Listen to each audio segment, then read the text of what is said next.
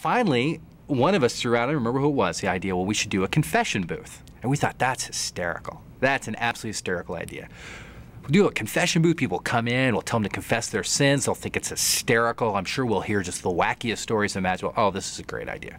So we're battering it around, tongue-in-cheek mostly. But yeah, wouldn't that be funny? And then at one point in the conversation, I just made this comment. I said, no, we won't ask them to confess to us. We'll confess to them.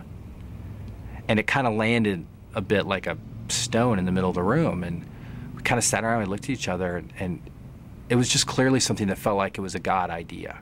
You know, well, could we possibly do this? And we started to talk about it, and everyone got a little bit excited. You know, what would it look like if Christians build a confession booth? And like the whole 9 yards. Dawn and I dressed up in monk's robes, and we rung cowbells and walked around campus saying, sins will be heard now, come to the confession booth, all that kind of, you know, pageantry about it. But then when people came in, there'd be a monk on the other side, and that monk would confess his sins, was the idea, to the student, would confess the sins of the church, the Christian church, and the mistakes that we've made in history and today that we're making, things that don't represent Jesus. And it was just this beautiful idea that scared the crap out of us. I remember we tried, actually, Don and I tried to cancel the idea about 12 times. Because everybody said he and I should do the monk's role. We're like, I don't know if I can do this. It's freaky, you know? It's freaky to kind of go into that kind of unknown, but it's freaky to stand there in front of people who are strangers or acquaintances and go, hey, I want to share with you ways that I know that I'm a screw up. And I'm just going to say this to you, and I'm going to ask you to forgive me. And to go in there, I mean, there's an element of opening up the kind of shadowy parts of who I am that I don't want to have to do. But the students were so excited about it that we couldn't cancel it. We kept trying.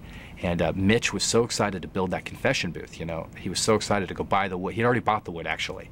And so what are we going to do? A broke college student spends $80 on wood. And it's like, we got to go through with the thing. And so sure enough, Friday night, Mitch has the thing all built, and it looks kind of like a confession booth, freestanding in the middle of the courtyard.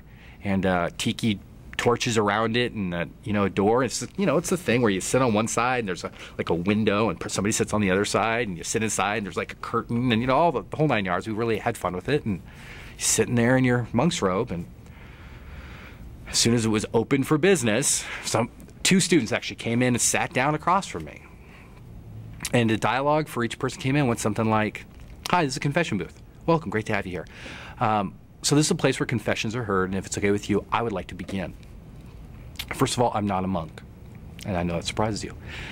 Secondly, I am a Christian. I am a follower of Jesus, and Christianity has been responsible for a lot of things that I would like to ask your forgiveness for.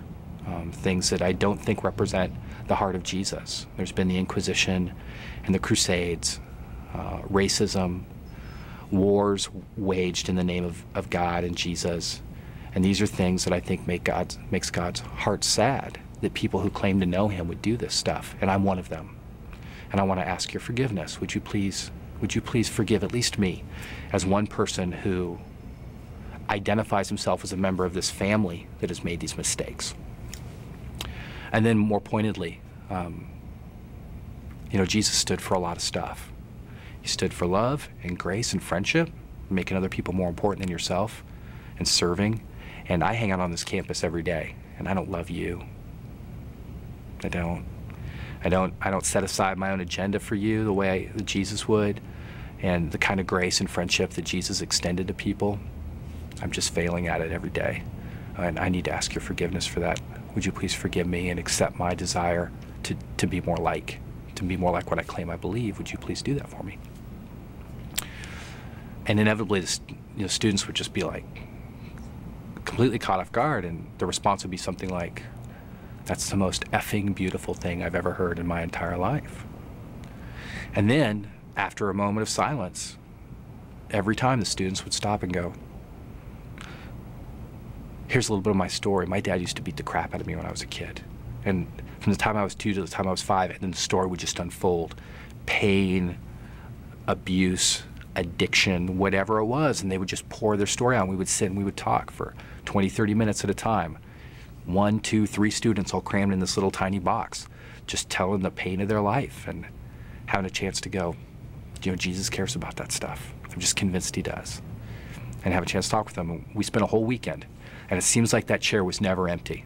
As soon as somebody came up and got out, somebody would walk up and just wander inside and sit down. The conversation would start again. Hi, it's a confession booth. It's a place where confessions are heard. If it's okay, I'd like to begin. I'm a Christian, and I'm sorry sometimes. You know, and then you just go through the discussion with them, and it just was really a beautiful weekend. That story is told quite a bit, as people have heard about it or whatever. And it was it was a supernatural experience. In my mind, it felt like something out of this world. But, you know, we weren't doing it because we thought it'd be a really great way to, like, take the gospel to the campus or something. We just wanted to really share honestly with people, and it was a way, through a little bit of pageantry, to just have an honest dialogue with people, and that's what we wanted. And it really was beautiful, and I'm very thankful for those students who would come into that space, again, come onto our territory, and then they would open up such tenderness about who they were and how they hurt. And these were not militant, you know, anarchists, you know, that we were dealing with, as they're often called. These are just great, thoughtful, often hurting kids who are just trying to figure out life like the rest of us. And it really just was a beautiful time.